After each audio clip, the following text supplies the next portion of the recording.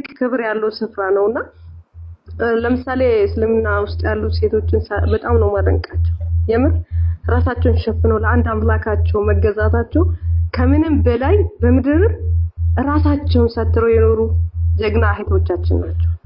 እና እነሱ ሳይ እኔ ቀናለሁ። ለምን ተቀነ የ10 ብር ታይት ለብሰን እኛ ገላችን እያሳየን በጣም ልንከራከር ማንችል ሰዎች ከእስልምና ጋር ስንከራከር በጣም ነው የሚገርመኝ። አንድ እሱ ነው። ሁለተኛ ምንድነው ከእስልምና ውስጥ ምን ያስፈልጋል? አሁን እስላም ለመሆን መስፈርት አለ ወይ? ሁለተኛ ምንድነው ሙስሊም ሲሆን ብዙ ጊዜ ወላጆች አይቀበሉም። አሁን ወደ ሌላ እምነት ተከታይ ከሆንክ አንተ አንዳንዴ እምነት መስሎም ባህላዊ የምንከተል ሰዎች አሉ። ኢትዮጵያ ውስጥ ማናቃቸው ነገሮች አሉ። ለምሳሌ እሱን እዚህ ላይ አልገልጽም። እና እኔ እስልምናን ለመከተል ስለሚፈልገው ምን ያስፈልገኛል? አላህን ለማግኘት የምሬ ነው በንጹህ ልቤ እየጠበቅኩት ነው። በእርግጥ ያዘኝ ነገሮችን ቢኖር እኔ አሁን 29 ወደ 30 እየርኩኝ ነው። በጣም ስለምወዱ ይሄን ዓለም ውስጥ እንዴት ልግባ ብዬ ለራስም ጥያቄ ሆነብኝ ነበር። ኦንላይን ላይ ብዙ ጊዜ ደግሞ አገኛለሁ ብዬ አላገኘሁም። እድለኛ አልሆንኩም። ዛሬ እድለኛ ነኝ፣ አግኝቻለሁ። ለዚህ ጥያቄ መልስ እንድትሰጠኝ ነው። ያው ለእስልምና ምን እንደሚያስፈልገኝ መስፈርቱን እንድትነግረኝ። መርሐባ። እሺ እንግዲህ ከመጀመሪያ ካነሳቸው ስንነሳ ኢስላም ሴት ልጅ ተገላልጣ በገሃድ ባዕድ ወንዶችን ወደ ፈተና እንድትጥል አያዝም ይሄ እና ስለዚህ አላህ ሰውነቷን እንድትሸፍን ያዛታል። መገላለጥ የውበትና የነፃነት መገለጫ አይደለም። ያ ቢሆን ኖሮ እንስሳቶች ከማንም በላይ ነፃነት አላቸው እንል ነበር። ምክንያቱም እነሱ ተገላልጠው ይሄዳሉና። ስለዚህ የሴት ልጅ የውበቷ መገለጫ ምንድነው ከተባለ የእርሷ መሸፈኗ ነው። ለባሏ ለማን መሸፈን መገለጥ እንዳለባት ያስተምራታል ኢስላም። ለተፈቀደላት ለባሏ ካልሆነ በስተቀር ባዕድ ወንዶችን ተገላልጣ በአደባባይ እንድትሄድ በፍጹም ይሄንን አይፈቅድላትም። ሌሎችንም ወደ መጥፎ እሳቤ ነገር የሚጥል ነገር ስለሆነ ማለት ነው። እሷንም እንዲሁ አደጋ ላይ ሊጥላት ስለሚችል ያ ነገር ብዙ ጊዜ ሴቶች ለመጥፎ ነገር ሰይጣን ያንን እንዲጋበዙ ያደርጋሉ። ወንዶችን የእርሷን ተክለ ሰውነት ባዩ ጊዜ ውበቷን ባዩ ጊዜ ወደ መጥፎ ነገር እንዲሄዱ ያደርጋል። ይህን ሁሉ መንገድ ኢስላም ዘግቶታል። ያ ነገር እንዳይከሰት ቀድሞ ሴት ልጅ እንድትሸፈን አዘዘ። አላህ ይህም በቁርአን ላይ ሱረቱል አሕዛብ ላይ ሲናገር ይላል ያ አዩሃ ነቢይ ቁል ሊአዝዋጅከ ወበናቲከ ወኒሳኢል ሙእሚኒን ዩድኒነ ዐለይሂነ ሚን ጀላቢቢሂነ ዛሊከ አድና አን ዩዕረፍነ ፈላ ዩእዘይነ ወካነ አላሁ ገፉረን ረሒማ ይላል። አንተ ነቢይ ሆይ ሚስትህን፣ ሴት ልጆችህን፣ ምእመናት ሴቶችን በሙሉ ሰውነታቸው ላይ ጅልባባቸውን ይለቁ ዘንድ እዘዛቸዋል።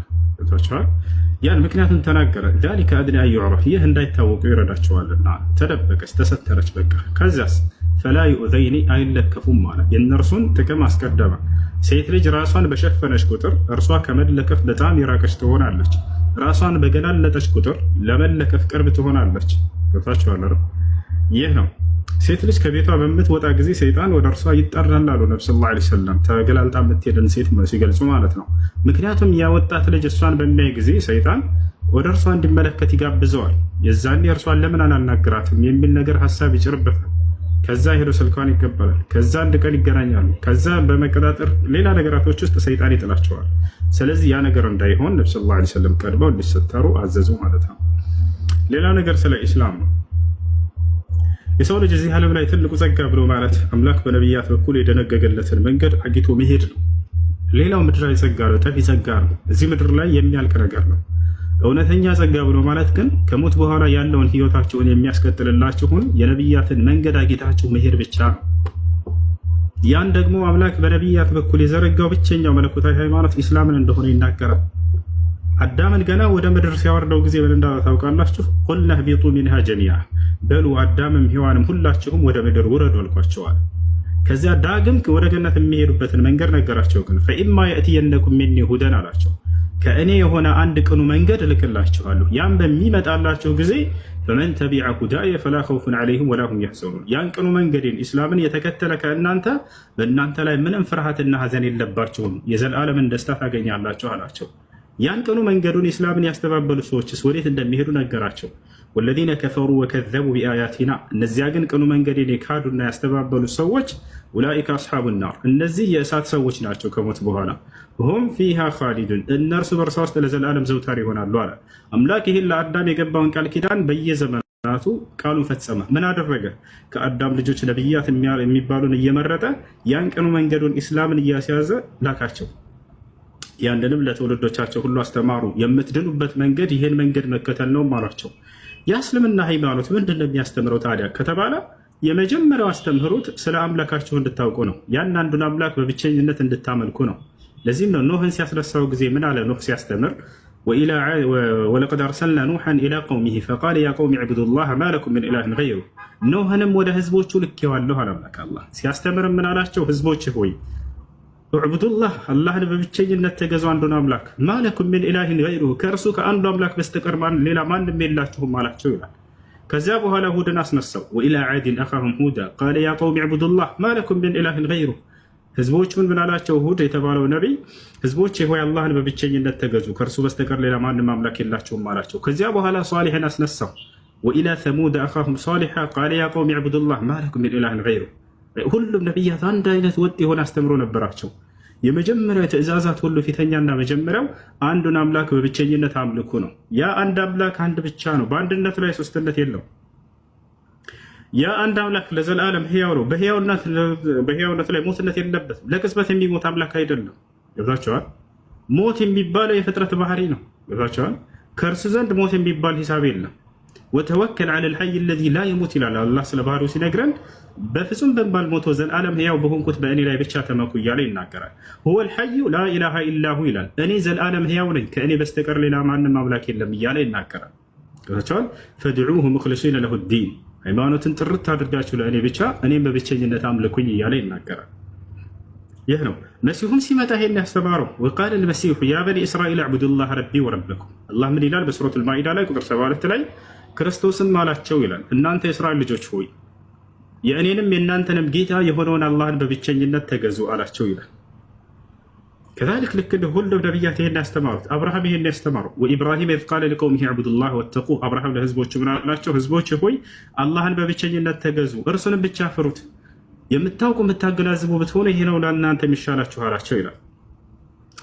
እና ይህ ነው ነቢዩ ሙሐመድንም ሲያስነሳ አላህ ሱብሓነሁ ወተዓላ ዓለይሂ ሰላቱ ወሰላም ይህን የነቢያት መንገድ አዲስ ለህዝብ ነው ያላቸው፣ ሌላ አይደለም። ምክንያቱም በነቢያት ስም የነቢያትን ትምህርት በረዘዋልና ሰዎች የግዴታ ይሄን ነቢይ ማስነሳት ነበረበት አምላክ። በነቢያት ስም ክርስቶስን ወደ አምላክ ከፍ አድርገው ክርስቲያኖች ይሄን መንገድ አስቀጥለው ነበረ። በነቢያት ስም አንድ አምላክን ወደ ሶስትነት አምላክ አንድ ብቻ ሳይሆን አንድም ሶስትም ነው ብለው ማስተማር ይዘው ነበረ። በነቢያት ስም የአንዱ አምላክ ስለ ኃጢአታችሁ ሙቷል ብለው አስተምረው ነበር። በነቢያት ስም የአንዱ አምላክ ተገርፏል፣ ተሰቅሏል፣ ተገድሏል ብለው እያስተማሩ ነበር። ህዝብም ይሄን አምር እየኖረ ነበር። አምላክ ዳግም ያን የነቢያትን መንገድ ማስቀጠል አለበትና ነቢዩ ሙሐመድን አስነሳቸው። ሰላም አለይኩም። ይህን እንዳስተምሩ አዘዛቸው። ነቢ ሰለላሁ ዐለይሂ ወሰለም ያን የነቢያት ሁሉ ትምህርት መንገድ አስተማሩ። የአብርሃም የኢስሐቅ የያዕቁብን አምላክ አምልኩ ነው የሚለው ቁርአን ሌላ አይደለም። ያ አምላክ አይሞትም። ያ አምላክ አንድ ብቻ ነው። ያ አምላክ ዘላለም ሕያው ነው። ያ አምላክ ሶስትነት የለውም፣ አንድ ብቻ ነው። ይሄን ትምህርት ነው አንዴ እና ይሄን ይመስላል። ወደ ኢስላም ለመግባት የምትፈልጊ ከሆነ እኔ የምለውን ቃል አብረሽ እየተከተልሽ ትያለሽ። እሱም ምንድነው የምትይው? የመጀመሪያው ትዕዛዝ የሆነው ስለ አምላክ አንድነትና ብቸኝነት አምላክ አላህ ሱብሓነሁ ወተዓላ ከእርሱ በስተቀር ሌላ ማንም አምላክ እንደሌለ መመስከር ነው። ከዚያ በኋላ የነቢዩ ሙሐመድ ሰለላሁ ዐለይሂ ወሰለም ነቢይነታቸውን መቀበል ነው። ከዚያም በእርሳቸው ላይ የወረደውን ህግና ስርዓት እየፈጸመን እስከ ህይወታቸው ፍጻሜ ድረስ መኖር ነው። ከዚያ በኋላ ከሞት በኋላ ጀነትን ሊያስገባን ቃል ገብቶልናል። ያንን አምኖ መቀበል። እሺ ዝግጁ ነሽ? ኦኬ። እሺ የምለውን ቃል አብረሽ የተከተልሽ ብል አሽሀዱ አላ ኢላሃ ኢለላህ ወአሽሀዱ አነ ሙሐመደን ረሱሉላህ። አላሁ አክበር። ጨርሰሻል። ከዚህ በኋላ ሙስሊም ነሻል። አሁን ያልሽው ቃል የሸሃዳ ቃል ወይም የምስክር ቃል ይባላል። የእስልምና ሃይማኖት የመጀመሪያው ትእዛዝና መሰረት ነው። ትርጉሙ አሽሀዱ አን ላ ኢላሃ ኢለላህ ማለት እነሆ ከአንዱ ከአላህ በስተቀር በእውነት የሚመለክ ሌላ አምላክ የለም ብዬ መሰክራለሁ። ወአሽሀዱ አነ ሙሐመድን ረሱሉላህ ማለት ደግሞ ሙሐመድም የአላህ መልእክተኛና ነብይ ናቸው ብዬ መሰክራለሁ ማለት ነው። ሰዎች የመጀመሪያው እሺ መርሐባ እህቴ ከላይ ያለችው ዚክራ የምትባለው ልጅ ፎሎ አድርጊያት። እስላማዊ ትምህርቶች የምትማር ነቢያቶች ስጋ አይበሰብስም ተቀብሮ እስከ ቂያማ ቀን ድረስ ዝም ብሎ ኖርማ ሆኖ ይቀመጣል ብላችሁ ነው የምታምኑት? እውነት ነው። እና አሁን ስለዚህ የነብዩ መሐመድ ስጋ አለ ማለት ነው እንዳለ ምንም አልተነካም? አዎ።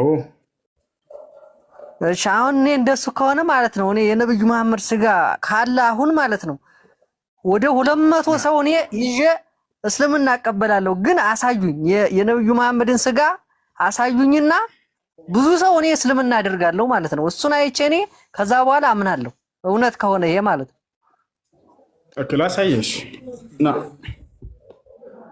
ምን ነው መጽሐፍ ቅዱስ ላይ ማለት ቁርአን ላይ ማስረጃው በህይወት እንትን ስጋቸው እንደማይበሰብስ ማስረጃ ኖ እሱ ላይ ማይቸው ነው እኮ ነው እኔም የጠየኩ እኮ ቁርአን ላይ አይቼ ነው። ግን አሁን እዛ ተቆፍሮ ቢሆን ስጋው ይገኛል ወይ ነው?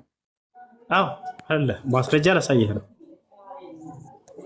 ማስረጃውንም አይቼው ነው የጠየኩት እኮ እኔ ስላላመንኩበት እኮ ነው። ይሄንን ዝም ብሎ ይሄ ጽሁፍ ነው ውሸት ነው ብዬ ነው እንደዚህ ቆፍረህ እንዳሳይ ውሸት ነው ብለህ የምታምነው እንዴት ማለት እኔ የሰው ልጅ ስጋ እንደው ተቀብሮ ይሄን ሺህ ዓመት ተቀምጦ ዝም ብሎ ኖርማ ሆኖ ይገኛል ብዬ አላስብም።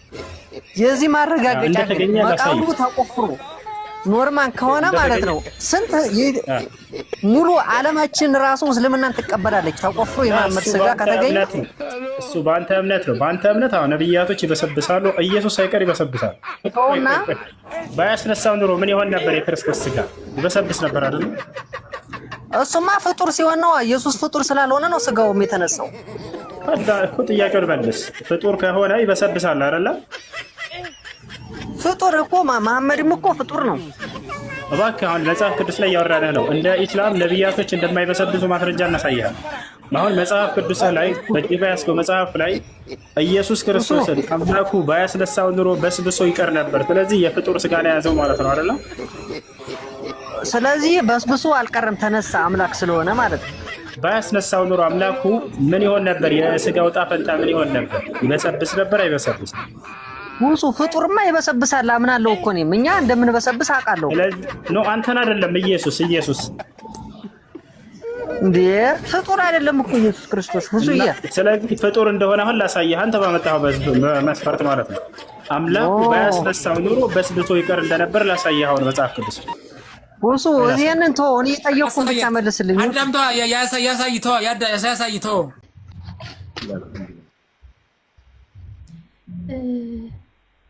ስለ ክርስቲያንና ስለ ሙስሊም ልታስተምረኝ ፈልጋ ነበር። በዛውም ሻሃዳ ለማያዝ። መልካም። ስለ እስልምናና ስለ ክርስትና ባጭሩ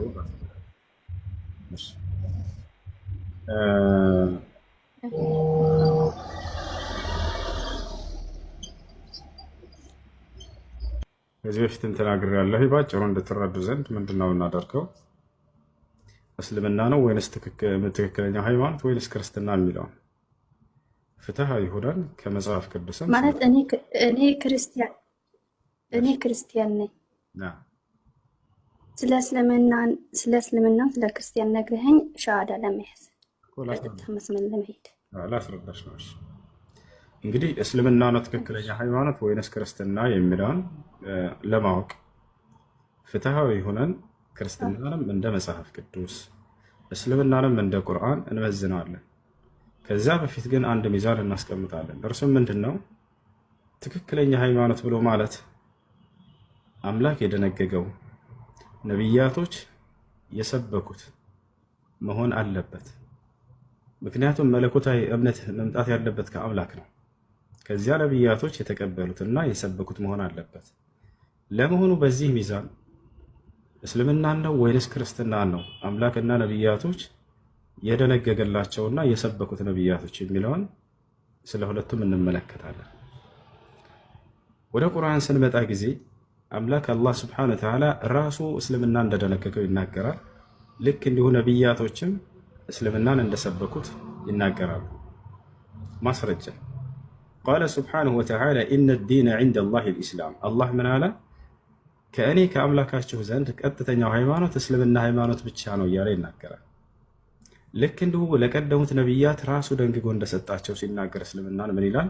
ሸረዐ ለኩም ሚነ ዲን ማ ወሳ ቢሂ ኑሐን ወለዚ አውሐይና ኢለይከ ወማ ወሰይና ቢሂ ኢብራሂመ ወሙሳ ወዒሳ ይላል። እነሆ ይህን እስልምናን ሃይማኖት እኔ ደነገግኩላችሁ አለ አላህ። ከዚያም በኋላ ምን አለ? ከዚህ በፊት ኖህን፣ አብርሃምን፣ ሙሴንና መሲሁን አዝዤባቸው የነበረውን ሃይማኖት ራሱ የደነገግኩላችሁ እያለ ይናገራል። አያችሁ? ስለዚህ አምላክ ራሱ ደንግጎት እንደነበር ለቀደሙት ነቢያት ራሱ ይነግረናል። እሺ ነቢያቶችስ ሰብከውታል ወይ ወደሚለው ስንመጣ፣ አዎ ነቢያቶችም ሰብከውታል። ራሳቸውን እኛ ሙስሊሞች ነን እያሉ ይገልጹ ነበረ። ኖሕን ብንወስድ ለምሳሌ ወኡሚርቱ አን አኩነ ሚነል ሙስሊሚን አለ፣ እኔ ከሙስሊሞች እንደሆን ታዘዝኩኝ አለ። ልክ እንዲሁ ያዕቁብ ዓለይሂ ሰላም ልጆቹን አደራ ሙስሊም ሁኑ እያለ ሲሰብካቸው እናያለን። ወያዕቁቡ ያ በንየ ኢነላህ አስጠፋ ለኩም ዲን ፈላ ተሙቱና ኢላ ወአንቱም ሙስሊሙን። ያዕቁብ ምን አለ? ልጆቼ ሆይ እነሆ አምላካችሁ አላህ አንድ ሃይማኖትን መርጦላችኋል፣ እርሱም እስልምና ነው። አደራ ልጆቼ ሙስሊሞች ሆናችሁ እንጂ አትሙቱ አላቸው ይላል። ስለዚህ ከዚህ እንረዳለን አምላክ እንደደነገገውና ነቢያቶች እንደሰበኩት በዚህ መሰረት እናገኛለን ኢስላም። በዚሁ አንጻር ለመሆኑ እግዚአብሔር ክርስቲያን ሁኑ ብሎ ደግጓል ወይ? ልክ እንዲሁ ነቢያቶች ክርስቲያን ሁኑ ብለው አዘዋል ወይ ብለን መጽሐፍ ቅዱስ ላይ ስንሄድ አንዲት ቦታ ላይ እግዚአብሔር ክርስቲያን ሁኑ ያለበት ቦታ የለም መጽሐፍ ቅዱስ ላይ። ልክ እንዲሁ ነቢያቶችም ክርስቲያን ሁኑ ወይም ክርስትና እምነትን ተከተሉ ብለው የሰበኩበት አንድ ቦታ ላይ አታገኙ። ስለዚህ እንዳውም የሚናገረው ምንድን ነው? የሐዋርያት ሥራ ምዕራፍ 11 ቁጥር 26 ላይ ደቀ መዛሙርትም ለመጀመሪያ ጊዜ በአንጾኪያ ለ1 ዓመት ያክል ተሰባሰቡ፣ በዚያም ለመጀመሪያ ጊዜ ክርስቲያን ተባሉ ይላል። መቼ? ነቢያት እንዳለ ካለፉ በኋላ ማለት ነው። አያቸው አይደለ? ክርስቶስም ካረገ በኋላ ገብታችኋል። ከክርስቶስም ትምህርት ከቀደሙት ነቢያቶችም ትምህርት እንዲሁ ክርስቲያን ሁኑ ብሎ ያስተማረ አንድም ቦታ የለም። ነገር ግን ክርስቶስ ካረገ በኋላ ሰዎች ክርስቲያን ተብለው ተጠርተዋል። እሺ የጠራቸው ማን ነው ብለን ስናይ፣ ሐዋርያት የተባሉት እዚያ ላይ ማን ናቸው ብለን ስናይ፣ ክርስቶስ የመረጣቸው 12ቱ ሐዋርያት ራሱ አይደሉም። ጳውሎስና ባርናባስና ያነሳቸው ከላይ እንዳውዱ። ልክ እንዲሁ ደግሞ እግዚአብሔር ነው ወይ ክርስቲያን ብሎ የጠራቸው? አይደለም። ወይስ ነቢያቶች ናቸው ወይ ክርስቲያን ናቸው ያሏቸው? አይደለም። በዘመኑ የነበረው ጠላት ነው እናንተ ክርስቲያን ብሎ እንደማንቋሸሽና እንደማነወር ያነሳላቸው ይህን ስያሜ ማለት ነው። እና ይህን ይመስላል። እና እውነተኛ ሃይማኖት ብሎ ማለት አምላክና ነቢያቶች አምላክ የደነገገው ነቢያቶች የሰበኩት ነውና ይህን ደግሞ ኢስላም ላይ ነው የምታገኙት። هذا هو الاسلام። ኢስላም ብሎ ማለት አምላክ በነቢያት በኩል ለሰው ዘር ሁሉ የደነገገው ብቸኛው መለኮታዊ ሃይማኖት ነው። በቁርአን ላይ ሲናገር ይላል ወረዲቱ ለኩም الاسلام ዲና ይላል። እስልምናን ሃይማኖት ብቻ ነው የወደድኩላችሁ እያለ ይናገራል። ወላ ተሙቱነ ኢላ ወአንቱም ሙስሊሙን ይላል። አደራ ሙስሊሞች ሆናችሁ እንጂ እንዳትሞቱ ይላል። ሙስሊም ሆነው ለሞቱ ሰዎች ምን አዘጋጅቶላቸዋል የሚለውን ሲነግረን ጊዜ الذين آمنوا بآياتنا وكانوا مسلمين ادخلوا الجنة ይላል። እነዚያ በእኔ በአላህ ያመኑና ሙስሊሞች የሆኑትን ገነትን ግቡ ነው የምላቸው እያለ ይናገራል። ሙስሊም ሳይሆኑ የሞቱትንስ ወደ ገሃነም ነው የሚሄዱት ይከስራሉ እያለ ይናገራል። يقول سبحانه وتعالى ومن يبتغي غير الإسلام دينا فلن يقبل منه وهو في الآخرة من الخاسرين።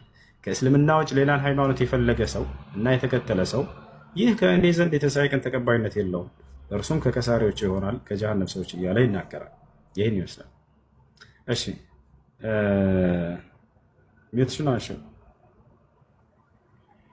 አጭቻለሁ እኮ እሺ ሻሃዳ ላስይዝሽ? አዋሲዘ እሺ አሽሀዱ አላ ኢላሃ ኢለላህ ወአሽሀዱ አነ ሙሐመደን ረሱሉላህ።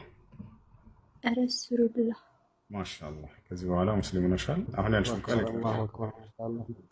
ይባላል። ትርጉሙ አሽሀዱ አን ላ ኢላሃ ኢለላህ ማለት እነሆ ከአላህ በስተቀር በእውነት የሚመለክ ሌላ አምላክ የለም ብዬ መሰክራለሁ። ወአሽሀዱ አነ ሙሐመድ ረሱሉላህ ሙሐመድም የአላህ መልእክተኛና ነቢይ ናቸው ብዬ መሰክራለሁ ማለት ነው። እሺ ስለ እስልምና በደንብ እንድትማሪ ዘንድ ከታች ያለችው ልጅ ጃስሚን የምትል ትታይሻለች። መጨረሻ ላይ ያለችው አለች። ፎሎ አድርጊያት እና እሷን በውስጥ ታገኝሻለች። እንድትማሪ ታግዝሻለች። እሺ እሺ ጓደኞች በአቅራቢያሽ ታገኛለሽ። ለምንድን ነው ቁርአን በአረበኛ የወረደው? ሌላ ቋንቋ አላህ መምረጥ አይችልም ነበር? ይችላል። እሺ መልሱን አዳምጪ። አምላክ አላህ ሱብሓነሁ ወተዓላ አንድ ነቢይ ሲያስነሳ ጊዜ በሚናገርበት ቋንቋ ነው ቃልን የሚገልጥለት። አማርኛ ቋንቋ ተናጋሪ ከሆነ ያ ነቢይ አማርኛ ነው የሚገለጥለት፣ እንግሊዝኛ አወርድለት። የእንግሊዝኛ ቋንቋ ተናጋሪ ከሆነ እንግሊዝኛ ቋንቋ ነው የሚያናግረው። ያ ነቢይ በሚናገርበት ቋንቋ አምላክ አላህ ሱብሓነሁ ወተዓላ ቃልን ይገልጥለታል። እንደዚያ ነው የሚሆነው። ስለዚህ የመጨረሻው ዘመን ነቢይ ነቢ ሰለላሁ ዐለይሂ ወሰለም የምን ቋንቋ ተናጋሪ ነበሩ?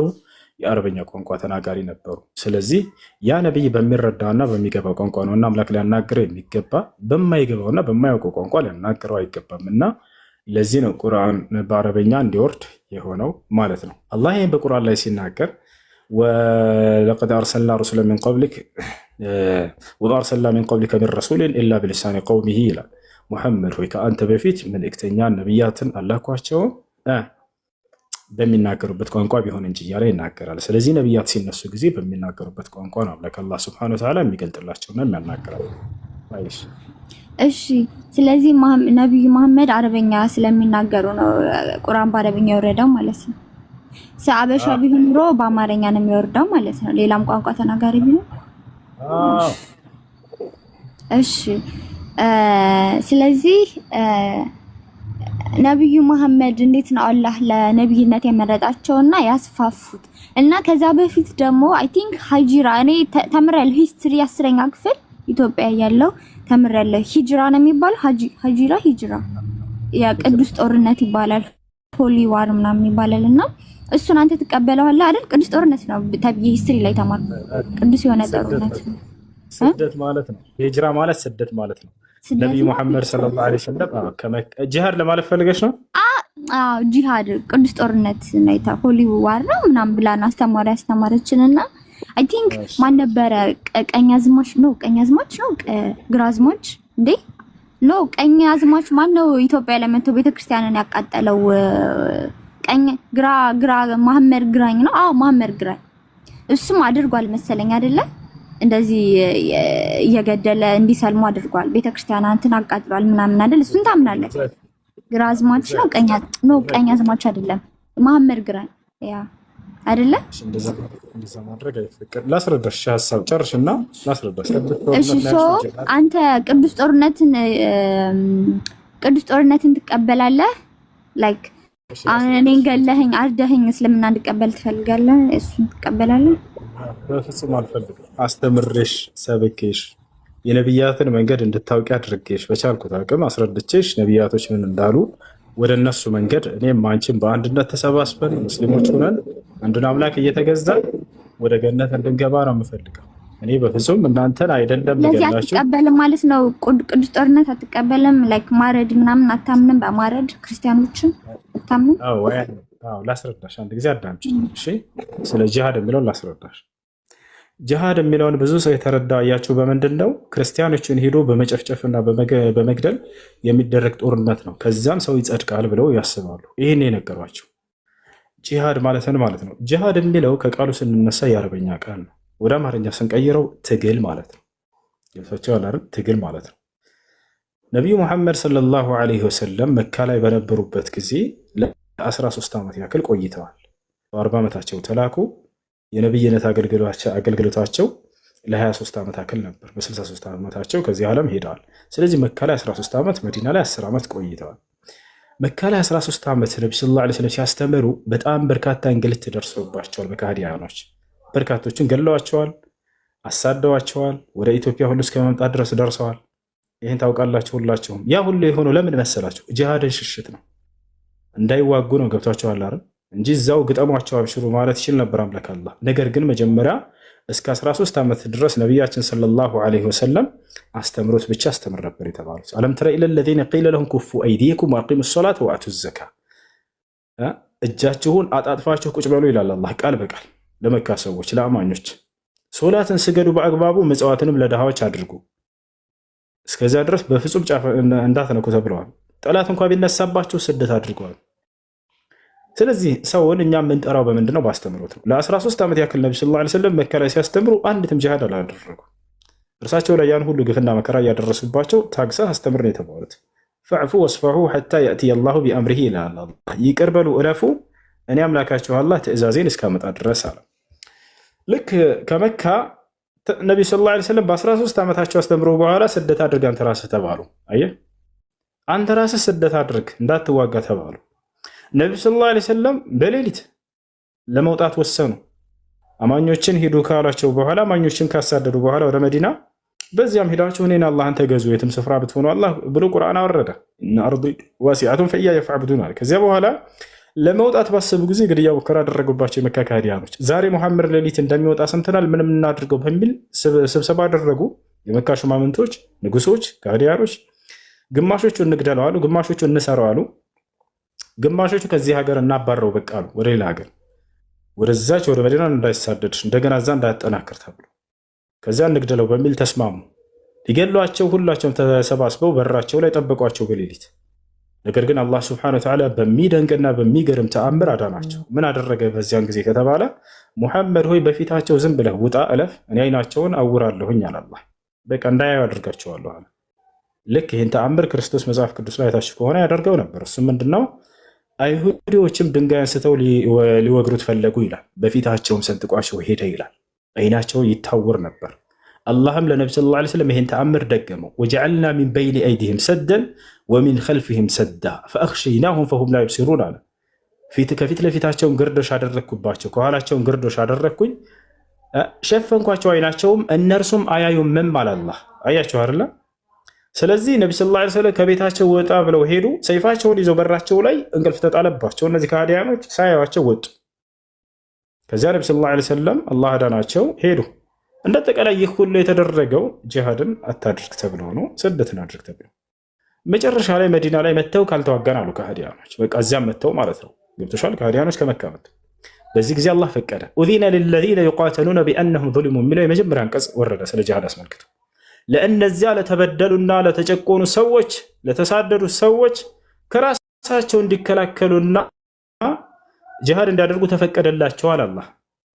አየሽ። ስለዚህ ጂሃድ ብሎ ማለት ሊያጠቃሽ የሚመጣን አካል የምትከላከይበት የሆነ ስርዓት ነው። አንድ ሊበደል ያለ ሰው ከራሱ ለመከላከል ብሎ ጦርም ቢያዘጋጅና ሽጉጥም ቢያዘጋጅ መሳሪያም ቢያዘጋጅ ሊገድልህና ሊያጠቃህ ለሚመጣ ሰው ይህ ጥፋተኛ ነው። ይሄ ሰውዬ አይደለም። የአንድ ሀገር ወታደር ነው ውሰድ። የሀገሪቱን ወታደር ያዘጋጃል የሀገር መንግስት አይደለ? መሳሪያ ያስታጥቃቸዋል፣ ያሰለጥናቸዋል፣ ሀገራቸውንና ቤተሰቦቻቸውን ንብረታቸውን ይጠብቃሉ። በእነዚህ ላይ ጥፋቱ ምንድን ነው?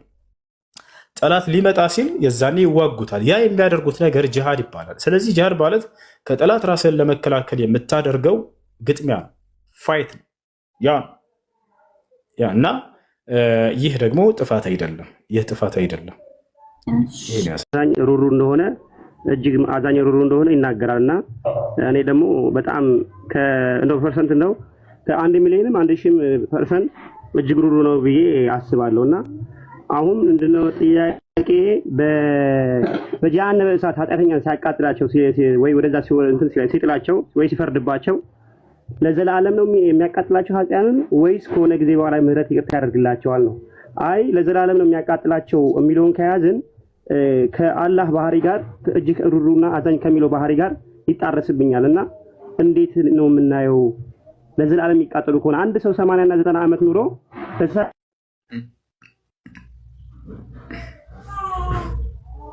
ተቆርጧል ማለት ይጣረሳል ነው እንትኑ ለዘላለም መቃጠል ይጣረሳል ነው ብዬ አስባለሁና እንዴ ምህረት ያገኛሉ ወይስ ሳያገኙ ከሆነ ጊዜ በኋላ ማለት ነው?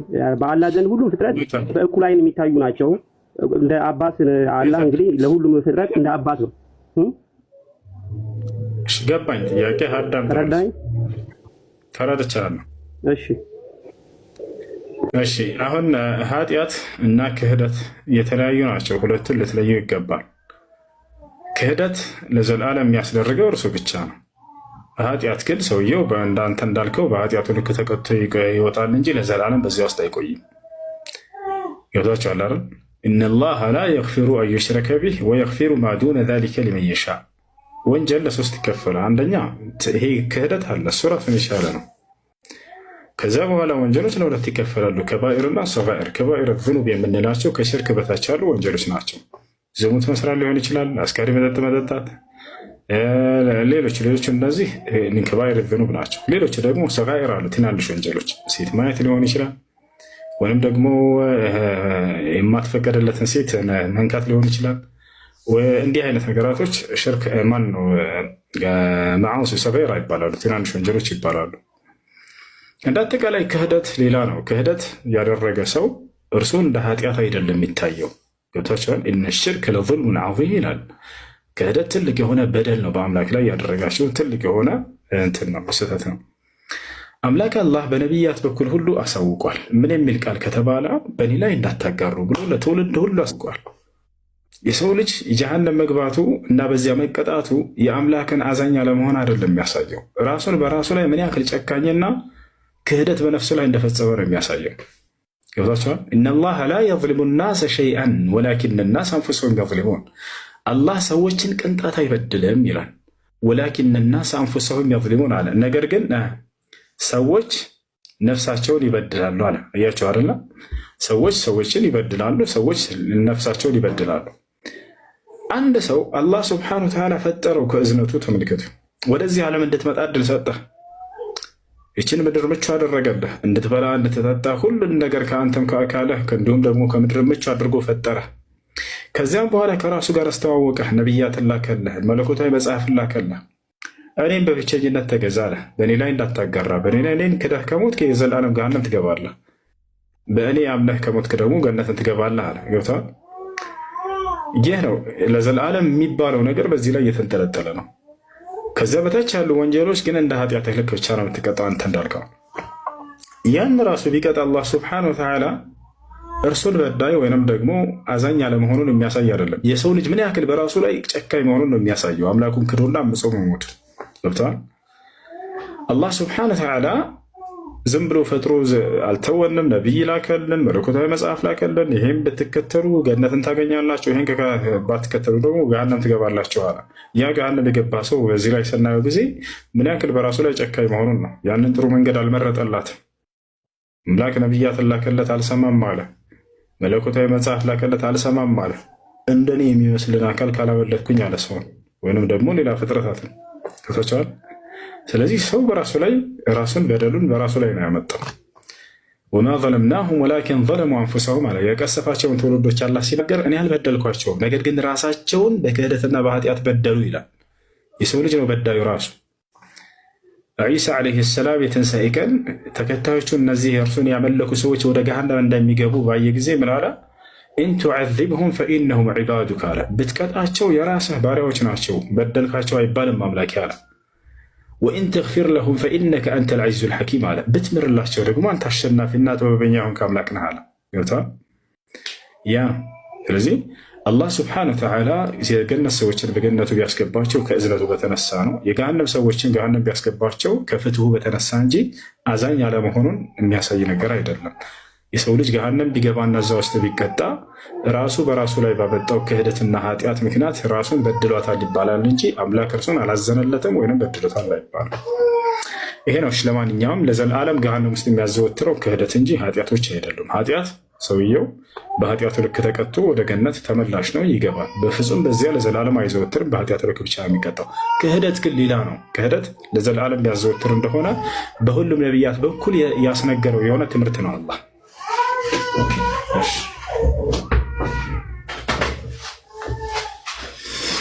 እሺ ጥያቄ አለ ሲቀጥል